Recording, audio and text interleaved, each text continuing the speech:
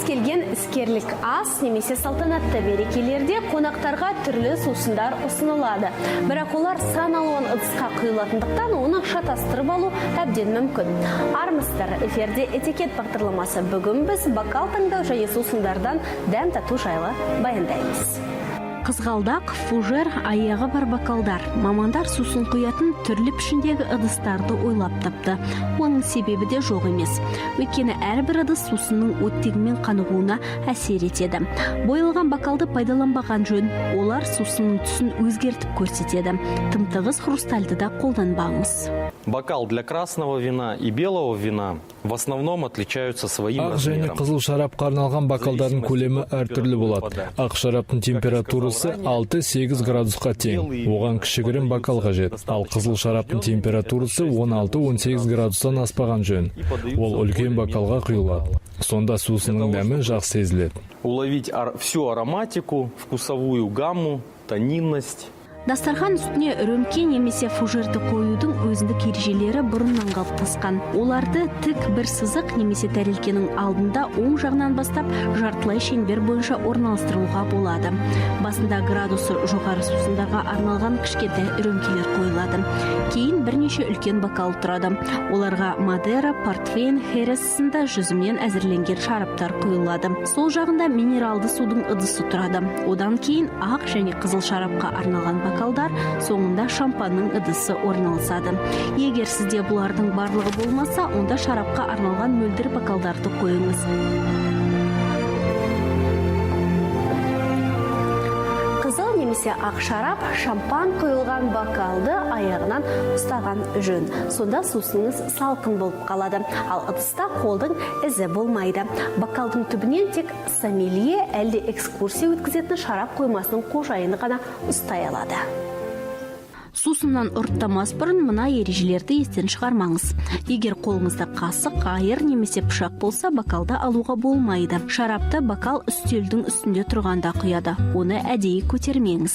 Егер сусын ішкіңіз келмейтін көрсеткіңіз келсе, фужер немесе рөмкені аудармаңыз. Сөзбен айтқаныңыз жеткілікті. Қонақтардың біреу тілек айтып жатқанда сөйлесуге немесе тамақ шайнауға болмайды. Бокал немесе шай кесесінде ерінің майлы іздері қалмасын. Сондықтан сусынды ұрттамас бұрын ерінді майлықпен бір сүртіп алған жөн. Сусын дастархан басына ашық күйінде әкелінуі тиіс. Тек шымырлайтын шарап қана үстелде ашылады. Вино заранее, как и белое, так и красное. Қызыл немесе ақ шарапты алдын ала ашып қойған дұрыс. Ол 30-40 минут тұруы тиіс. Сонда оның дәмі әдемі көрінеді. Подышало и обрело свой первозданный аромат и вкус.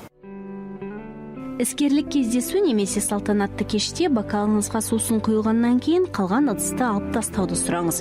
Артық бокал дастархан басында кедергі келтіруі мүмкін. Оны қолыңызбен сырып тастап, сындырып алуыңыз ықтимал. Сусын құйғанда дастарханды былғап алмау үшін бөтелкені сәл айналдыру керек. Ал қонақ үстел басында отырмаса, оның бокалына еш нәрсе құюға болмайды. Егер ыдыста сусын бітпесе де, осы ережені естен шығармаңыз. Шарап құю ол тікелей ер адамның міндеті. Әйел адамға өзіне шай немесе шырын да құюға рұқсат етілмейді. Алдымен ер азамат нәзік жандылардың ыдыстарын толтырады. Кейін ерлердің бокалдарына сусын құяды. Соңында ғана өзіне құяды.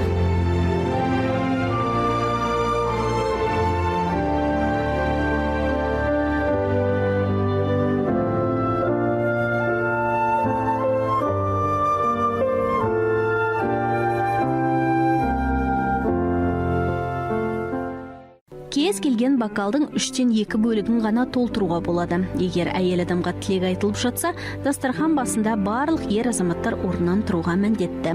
Олар өз бокалын әйелдікінен сәл төмен ұстайды. Бұл әрекет сый-құрметтің белгісі. Үстел тым үлкен болса, оның ар жағына созылудың қажеті жоқ. Одан да бокалыңызды сәл көтеріп, басыңызды есеңіз, күлімсіресеңіз де болады. Осыларды біліп, орындап тұратын толға қоғам арасында өзінің тәрбиесін барынша көрсете алады. Ал бокалды дұрыс ұстай білетіндер кез келген адамға жағымды әсер қалдырады. Сол себепті этикет ережелерін есте ұстайық, табысқа бірге қол жеткізейік.